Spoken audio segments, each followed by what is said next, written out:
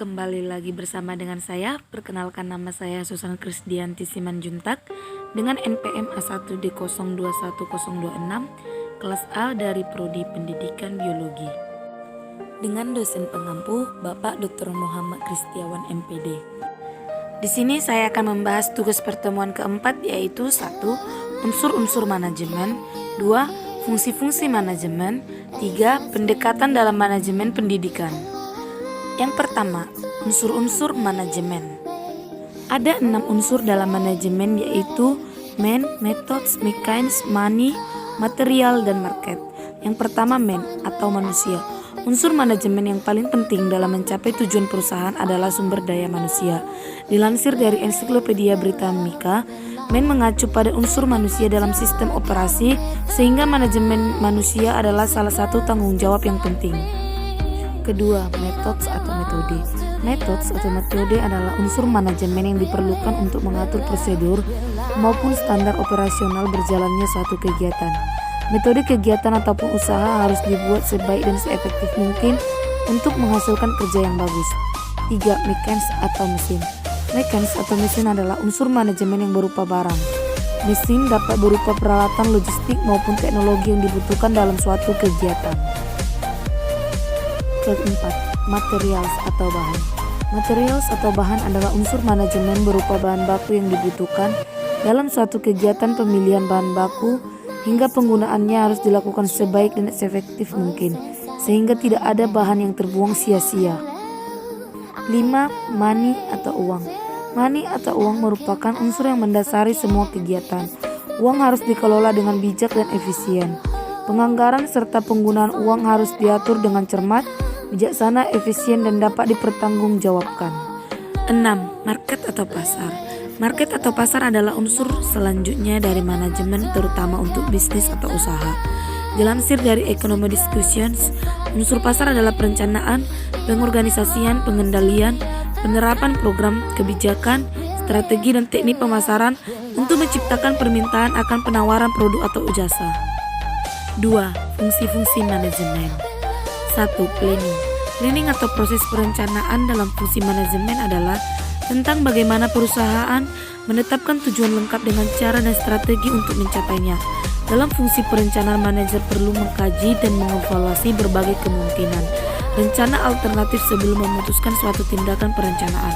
Dalam fungsi manajemen adalah proses penting, mengingat planning merupakan langkah awal yang dapat mempengaruhi aktivitas perusahaan ke depannya. 2. Organizing atau pengorganisasian. Pengorganisasian adalah proses penyusunan atau penentuan sumber daya organisasi untuk mencapai tujuan perusahaan. Fungsi pengorganisasian dilakukan dengan pembagian tugas untuk sumber daya manusia, penetapan struktur perusahaan dan garis wewenangnya, mengalokasi sumber daya alam, serta merekrut, menyeleksi, dan melatih sumber daya manusia. 3. Executing atau pelaksanaan. Pelaksanaan merupakan proses penerapan atau implementasi dari semua rencana, konsep, ide, serta gagasan yang telah dibuat sebelumnya untuk meraih tujuan bersama. 4. Controlling atau pengendalian. Pengendalian adalah bentuk kontrol atau evaluasi terhadap kinerja organisasi.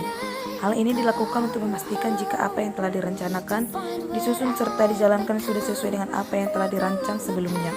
Fungsi pengendalian dilakukan dengan mencari tahu apa saja yang tidak sesuai dengan rancangan, menentukan dan menganalisa letak permasalahannya, berusaha mencari solusinya, serta melakukan pengawasan kinerja sumber daya manusia.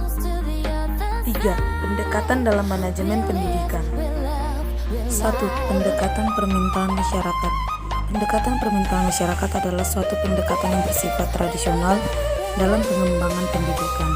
Pendekatan ini didasarkan kepada tujuan untuk memenuhi tuntutan atau permintaan seluruh individu terhadap pendidikan pada tempat dan waktu tertentu dalam situasi perekonomian, sosial, politik, dan kebudayaan yang ada pada waktu itu. 2. Pendekatan ketenagakerjaan. Di dalam pendekatan ketenagakerjaan ini, kegiatan-kegiatan pendidikan diarahkan kepada usaha untuk memenuhi kebutuhan nasional akan tenaga kerja. Dalam keadaan seperti ini, kebanyakan negara mengharapkan supaya pendidikan mempersiapkan dan menghasilkan tenaga kerja yang terampil untuk pembangunan di sektor pertanian, perdagangan, industri, dan lain sebagainya, dan juga untuk calon pemimpin yang cerdas dalam profesinya. Ketiga, pendekatan nilai imbalan. Dalam pendekatan ini dipertimbangkan penentuan besarnya investasi dalam dunia pendidikan sesuai dengan hasil, keuntungan atau efektivitas yang akan diperolehnya. Dalam hal ini bukan hanya biaya keseluruhan pendidikan, tetapi juga biaya suatu jenjang dan jenis pendidikan selalu dibandingkan dengan nilai hasil. Misalnya kenaikan pendapatan atau kenaikan produktivitas dari orang-orang yang sudah memperoleh pendidikan. Jenis-jenis manajemen pendidikan. 1. Manajemen adalah kerjasama orang-orang. Untuk mencapai tujuan sekolah yang telah dirumuskan yang membutuhkan berbagai keahlian dalam berbagai bidang pendidikan. Secara internal, sebuah sekolah yang ingin berkualitas membutuhkan orang-orang yang memiliki keahlian seperti kepala sekolah sebagai direktur, guru yang memiliki keahlian manajemen kelas yang baik, tenaga bimbingan konseling, ketatausahaan yang memiliki keterampilan dalam sistem manajemen informasi dan administrasi. Perpustakaan membutuhkan pustakawan yang dapat mengelola perpustakaan secara efektif dan kreativitas. Untuk menghidupkan suasana agar banyak dikunjungi siswa, memelihara serta memanfaatkan alat dengan berdaya guna. 2. Manajemen adalah suatu proses. Seperti halnya sebuah pendidikan, manajemen adalah suatu proses.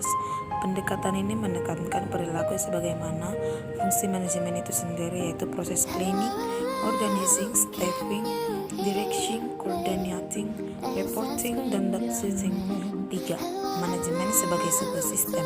Sebagai sebuah sistem maksudnya adalah suatu keseluruhan yang terdiri atas bagian-bagian yang saling berinteraksi dalam suatu proses untuk mengubah masukan menjadi keluaran. Sistem di sini yakni input, proses, output, outcome. 4. Manajemen sebagai pengelolaan. Jika kita melihat manajemen sebagai pengelolaan, akan terlihat adanya pengaturan atau pengelolaan sumber daya yang dimiliki dalam sekolah atau sumber daya yang harus ada untuk pencapaian tujuan yang telah ditetapkan. Sumber daya tersebut harus dimanfaatkan seefisien dan seefektif mungkin. 5. Kepemimpinan. Dari pendekatan kepemimpinan, manajemen dipengaruhi oleh pemimpin. Pimpinan bisa kepala sekolah, guru, atau KTU, di mana seorang pemimpin bisa mempengaruhi orang-orang untuk mencapai tujuan. Di sini seorang pemimpin harus mampu berkomunikasi secara verbal dan non-verbal, mengambil keputusan dan pelaksana keputusan.